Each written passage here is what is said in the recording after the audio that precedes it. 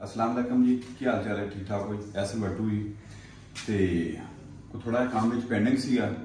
वो एक डिवाइस आप मंगवाई हैगी है वाईफाई वाली, उन्होंने अपना इन्वेटर जोड़े आप लाए ने जीनो कंपनी के, वो एक मंगवाई है ट्रायल ला के चैक कर लगे हैं। मंगवाई है तो चैक करवाने तुम वेखो जो कोई लोग डोंगल कहते हैं वो नाम तो पुकार दें तो अपने को कल की पहुंची हुई है।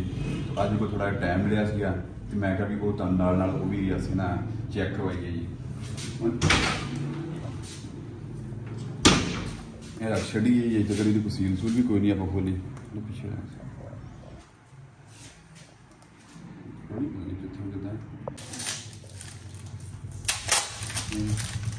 सीटा तो पुट रहे नहीं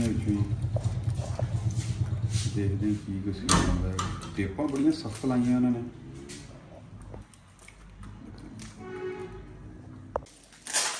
लो जी खोल चलिए तकरीबन टेपा भी बड़िया सख्त रख के उन्होंने लाइया।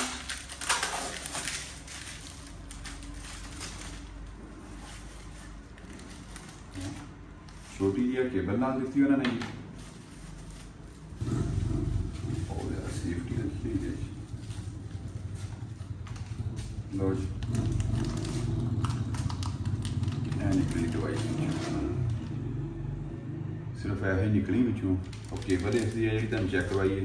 चलते हैं उत्थे जाके नाल लाने जो भी सीन बनया तुहाडा शेयर कर दें।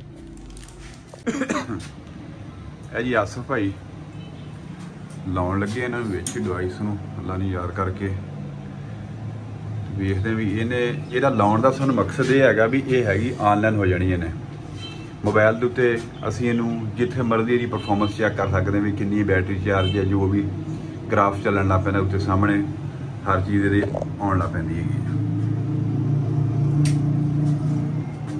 जिहड़ा सिस्टम आपां नवां जिहड़ा ना इत्थे लाया सी होई हम कोशिश कर रहे हैं इत्थे मोबाइल के उत्ते कनैक्ट करने वास्ते। उत्ते आ नहीं है स्मार्ट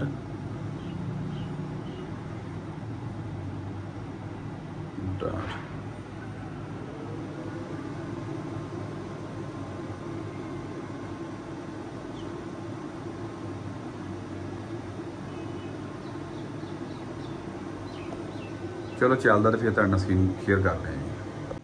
हाँ बस सबमिट कर दें। इधर एरिया भी बड़िया मारिया तत्ती हवा कड़ कड़ के जुड़िया खलोता की बनया की एरर आ गया हूँ करो लॉगिन करो जी। यह थोड़ा जिहा विच अपना रह गया काम करने वाली ये भी अल्लाह की ताज भलक दे क्लीयर करके दोबारा फिर साफ जो माहौल बना के फिर दोबारा तुहाडे शेयर करांगे। फिर हर चीज़ की तुहानूं परफॉर्मेंस जी वो चैक करवावांगे। रिबूट हो रही है तकरीबन सैटिंग की जी ना ओके हो चली। बाकी किसी दोस्त मेरे ने को पूछताछ करनी हो अगर दिलचस्पी उसने हो तो कमेंट के जोड़ा वो साढ़े को पूछताछ कर सकते जो कोई मसला नहीं असीं तुहानूं उसका जवाब लाजमी देवांगे। लो जी ए इंस्टॉल हो गया गेरी एप्लीकेशन ये हुण ओपन हो रही है। इदा के कुछ सीन निकल के आ जाने ने सोलर का आ गया कंजम्पशन का आ गया इन्वेटर आ गया विच बैटरी ये कनैक्ट होना पैंदा आपस में ये अगे ग्राफ निकल के आ गए सारे ये भी ग्राफ निकल के आ गए इनकी मुख्तलिफ यानी कि ऑप्शन ये सामने आन लग पैंदे नहीं। पाकिस्तान के जिस कोने भी फिर रहे हैं जी जिथे भी घूम फिर रहे हैं तुसीं प्रोग्रेस चैक करनी तुसीं कर सकते जी। वाईफाई कनैक्ट होनी चाहिए हैगी हर चीज़ तुसीं इत्थों चैक कर सकते हो मुख्तलिफ यानी कि निकल के चीज़ां दी नहीं।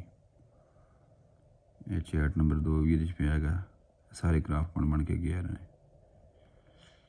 इहदी यह सहूलत हैगी सानूं जी। लो भी दोस्तों डिवाइस असीं पहले अगे इहदे नाल लाई सी इनू चला दिता मुड़ के डिवाइस ला के ये लाती सेम इन्हों की एको ही पोजीशन हैगी कोई ये फर्क नहीं है। अगर असीं दोवां ऑनलाइन करना है तो फिर सूँ ये भी लानी पैगी लेकिन फिर ज़्यादा लिया के तजर्बा तक किया ये चलेगी ओके होगी।